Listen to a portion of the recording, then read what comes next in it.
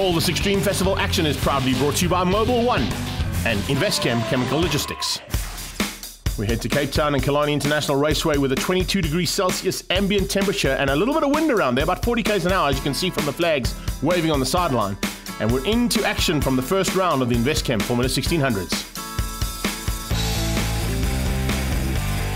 Single-seater class up for grabs this year, and of course looking for an opportunity to get the big prize money that's available.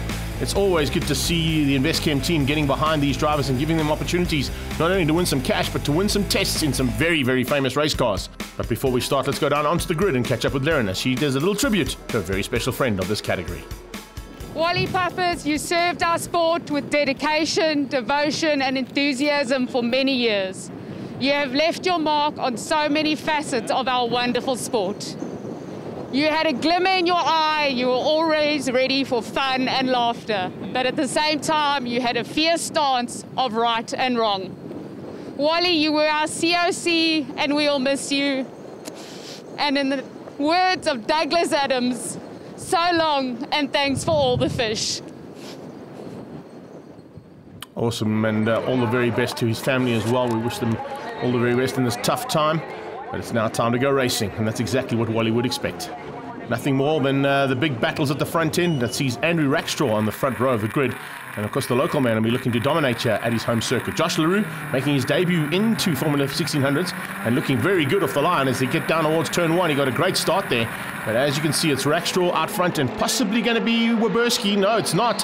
What a start coming out of Nicholas Van Wheelie. Van Wheelie coming around the outside, and good start there from Ron Van Wheelie as well. A little bit further back in the Kent class.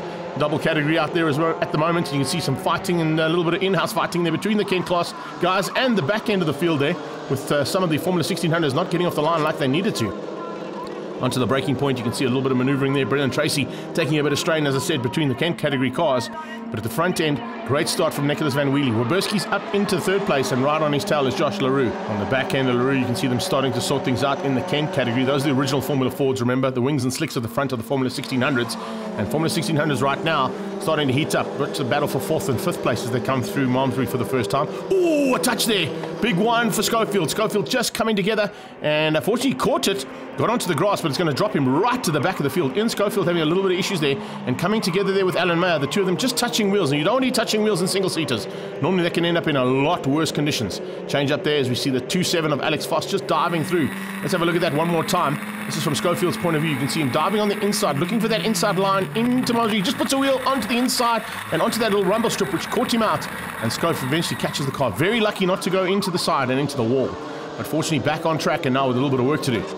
Here we go into the front end yet again. The top two getting away from this field. Waberski still in the 3 spot. It's 5, 6, 7 and 8th place that are battling hard here, as you can see. And Andrew Schofield slowly but surely closing on the back end of Alex Foss. Alex Foss has once again been caught and passed, and you can see there's going to be a bit of a battle on there between him and Ewan Holzhausen. Ewan Holzhausen now coming through the rubble and dust that was left there from Schofield's off a bit earlier on. Let's have a look here from Ronald Van Wheelie's point of view as he goes into Malmesbury. And it's Schofield again, getting it wrong. And Ronald Van Wheelie, tagging him. And he goes off the circuit and almost into the wall there. Van Wheelie very lucky on that one. That could have been a lot worse. You can see Schof comes through, actually catches himself out on the dust he left earlier on.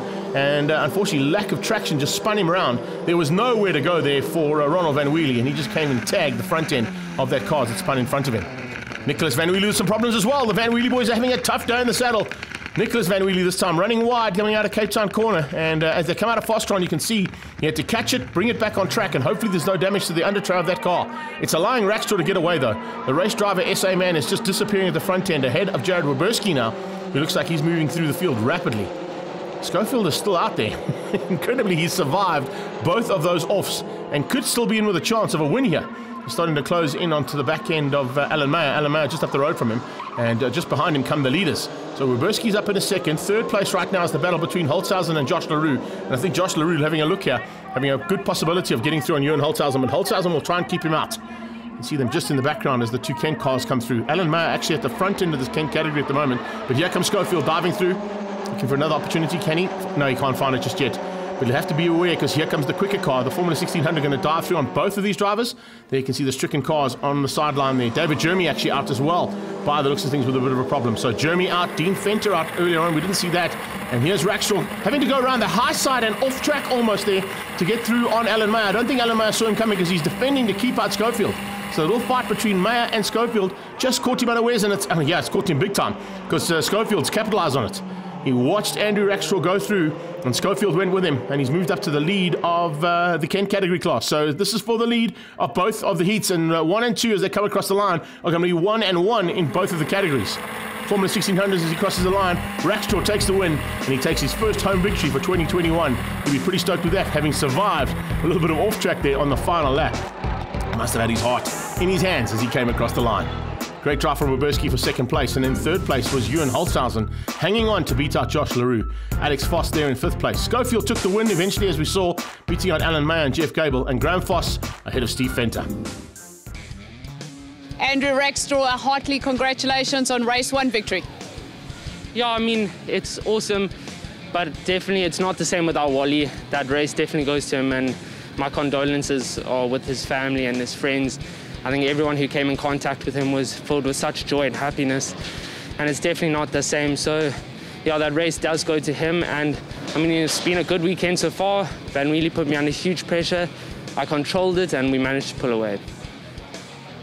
Ian, going backwards through Malmesbury is not the ideal way to start the season. No, it isn't, and I had quite an incident before that as well on the first lap.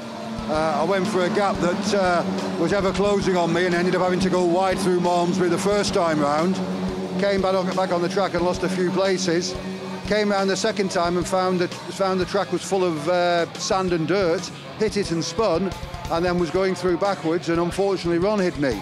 So yeah, it was quite an eventful race. So from going wide and having a spin and coming back and having a win, that was quite good. I'm a poet and I don't know it. That was actually quite a good result.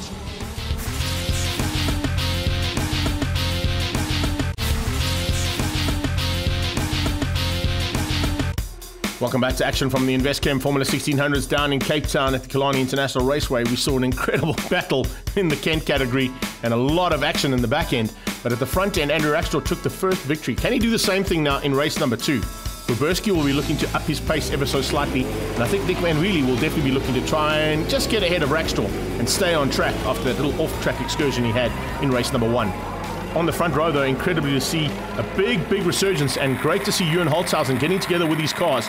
But it looks like he didn't quite get the start right there, and another fantastic start coming out of Van Wheelie. You see Roberski looking at Van Wheelie's left wheel as they go down into the first corner KFM, but doesn't look like Roberski is going to... No, yes, he's just got through there. There's going to be a little bit of a battle between the two yellow-fronted cars there as they come through, but Van Wheelie had to duck in behind Roberski as he comes up and goes on the defensive into turn 2. Further back, you can see them all starting things out. Good to see another return to Formula 1600s and Formula Fords coming out of the 99 of Jeff Gable. Didn't quite mention him too much in the first one, but he's now in the thick of it now for race number 2. Schofield leading out over Alan Mayer, and as they head down towards Dams for the first time, you can see David Jeremy just behind him, and then Gable just in the background. Nice little battle expected between the two of them. Van Wheelie putting the pressure onto Roberski right from the word go as they come up under braking now for Malmesbury for the first time. And you can see Schofield this time trying to stay on track. He had 2 big offs here in the first one. Let's see if we can keep it all together for the second one. Jeremy starting to close down on the 2 front end leaders there of the Kent category. And as they come under braking for Cape Town corner, there's a move here from Van Wheelie. Watch him take the high line and cut back to try and get through on Roberski, trying to use a little bit of slipstream down the main straight. It's not easy to get these cars into the slipstream because they battle under those little wings that are at the back end of the car, but you can see Roberski goes defensive, comes across, but Van Wheelie will know this very well. The magnificent paint and hardware man, as we're on board with him heading down towards KFM corner, has driven around the outside of the rookie. Well, it's not really his rookie season anymore. He had his rookie season last year, but he only had a couple of rounds, so it wasn't quite a full season of racing for Jared Roberski, so you could kind of call it. Front end, though, it is all about Schofield in the Kent category, and look at the gap he's pulled now over Alan Mayer. Alan Mayer doing the similar kind of duty there to keep out David Jeremy and Jeff Gable, and Graham Foss just behind them as they come flying through once again. We head back to the front end of this field, and it's really great racing here from Rackstraw. Rackstraw showing the boys that his home track is definitely a huge advantage for him, and he's getting away from Van Wheelie, a multiple champion in this category, remember, and of course the rookie right on his tail there with Roberski closing him down. Ewan Holzhausen, the man who was on the front row, still in 4th place. He'd be a little bit disappointed that he didn't quite get the start hooked up, because I think he would have been in this battle for 2nd. As they come under braking, looks like Josh LaRue having a big dive on the inside as they go into Cape Town corner. As they come out of Fosteron, you can see, oh, it's very tight there between those cars, just in the background. But Holtzhausen just hanging on. Holtzhausen just pulling away. Foss now getting through on Josh LaRue. LaRue just trying to find an opportunity, if there is one, to get to the front end. Speaking of the front end, this is second, third and fourth place in the Kent category. And Jeremy now having to go defensive on Gable as Alan Mayer just hangs on for second place. He doesn't really have an answer to Schofield's pace at the front end, although there was a nice fight between, and at the front end of the race into fourth place, it's Ewan Holtzhausen who spun out. Holtzhausen making a small mistake. Let's have a look at it from his point of view. Total Plastics man just going in way too hot into KFM corner. Locks it up and then puts it into the beach sand.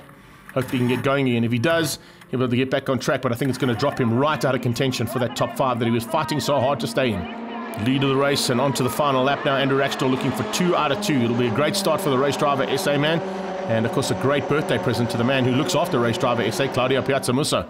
So double victory on the day is certainly going to be exactly what they expected here at the home track. And they'll be looking forward to, of course, the next round to see if they can do cementing of all that duty that was done today. This man looking so good out front in the Kent category, although a lot better than he did in the first one. And still came through to take that victory, remember. But it's going to be a double victory there for Schofield as well, as Ian Schofield heads his way around onto the final lap. Last corner and one little kink to go in the straight. And then it's Andrew Rackstraw who'll be looking to rack up his first 2 victories of the season. It's a good start to the season. That's exactly what Andrew Rackstraw wanted, leaving Cape Town, heading to the next round. Checkered flag is out. Rackstraw's going to take it.